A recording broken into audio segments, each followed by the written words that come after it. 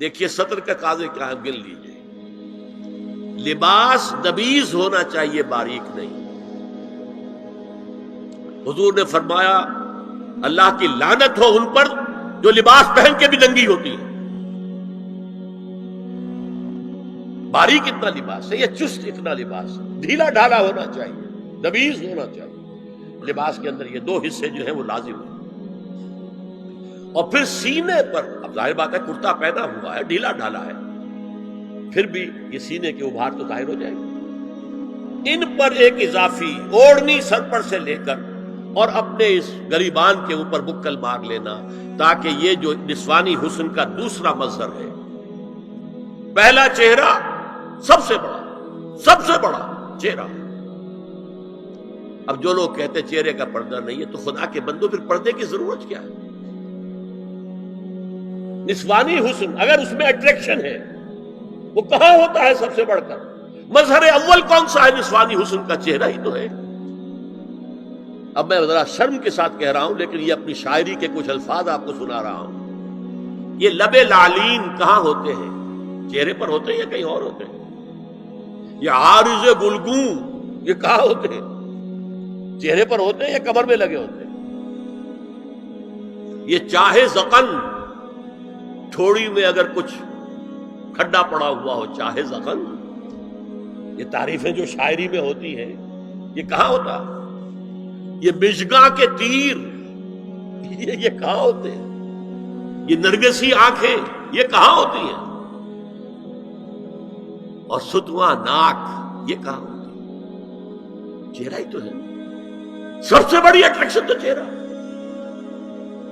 اسی کو نہ چھپایا تو پھر اور کیا چھپایا؟ ہاں دوسری چیز، چھاتی کے ابھار بہت اٹریکٹیو ہوتے ہیں انسان کے لیے. اس کے لیے یہ ہے کہ وَلْيَضْرِبْنَ بِخُمُرِهِنَّ عَلَىٰ جُيُوبِهِنَّ.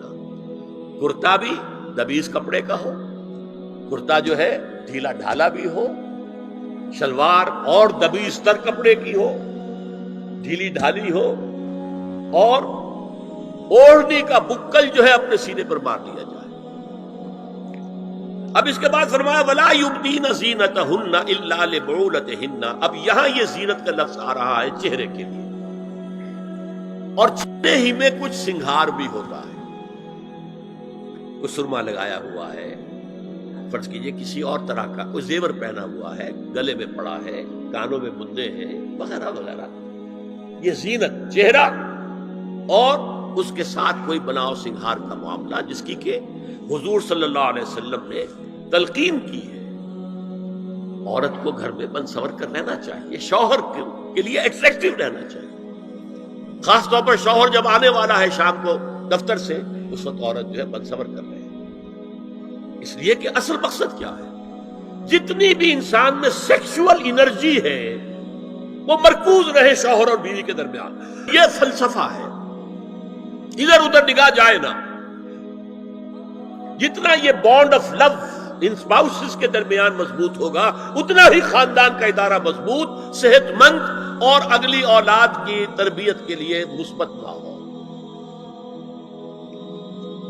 اب ان کے لیے کہا گیا کہ چہرے کی زینت، تو چہرے کے اوپر اگر کوئی بناؤ سنگھار ہے، زیور ہے، تو اس کی زینت نہ ظاہر کریں. مگر اب یہ یہاں تفصیلی آئی ہے، جو محرم ہیں ان کی تفصیل، اور میں بیان کر چکا ہوں.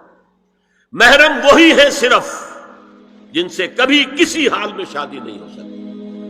بھائی سے کسی حال میں شادی نہیں ہو سکتی، باپ سے، دادا سے، چچا سے کسی حال میں شادی نہیں ہو سکتی، ماموں سے کسی حال میں شادی نہیں ہو سکتی. ہاں چچا کے بیٹے سے ہو سکتی ہے، وہ نامحرم ہے. ماموں اور خالہ کے بیٹے سے ہو سکتی ہے، وہ نامحرم ہے. تو فرمایا کن کے سامنے ظاہر کر سکتی ہے؟ الا لبعولتہن، سب سے بڑھ کر تو شوہر، او آبائہن، اور یہ آپ نے باپ. اچھا باپوں میں نوٹ کیجیے، باپ حقیقی ہو، اخیافی ہو، اللاتی ہو یا رضاعی ہو، یہ چاروں قسم کے باپ اس میں شامل ہیں. جس عورت نے دودھ پلایا تھا اس کا شوہر بھی باپ بن گیا. او آبائے بعولتہن، اپنے شوہروں کے باپ، یا ابنائہن، ان کے اپنے بیٹے، بیٹوں میں بھی آئیں گے چاروں، अल्लाती, अखियाफी, ऐनी और रजाई। औ अबनाए बउलतहिन्ना, और अपने शौहरों के बेटे, हो सकता है शौहरों की और बीवियां भी हो, तो उनके बेटे भी, जो सुतेले बेटे हैं, वो भी महरम, उनसे किसी शक्ल में कभी शादी नहीं हो सकती। और इख्वानहिन्ना, या उनके भाई, और अबनाएहिन्ना, या अपने बेटे, और अबनाए बउलतहिन्ना, या अपने शौहरों के बेटे, और इख्वानहिन्ना, या अपने भाई, और बनी इख्वानहिन्ना, या अपने भाइयों के बेटे, और बनी अखवातहिन्ना, अपना भतीजा, शौहर का भतीजा नहीं, अपना भतीजा महरम है, अपना भांजा महरम है, शौहर का भांजा महरम नहीं है।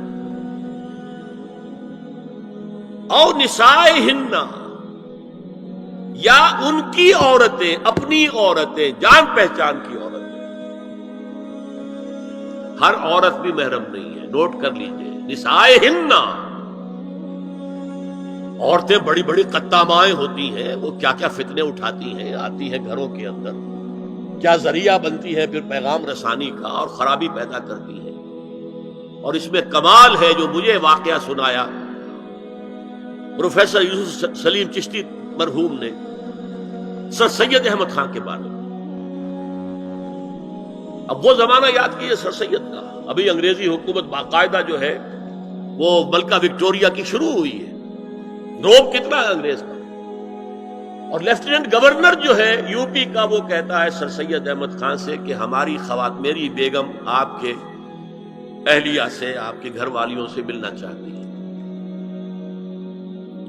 सर सैयद ने जवाब दिया, हमारी औरतों का अजनबी औरतों से भी पर्दा है, हमारी औरतें आपके बेगम से नहीं मिल सकती।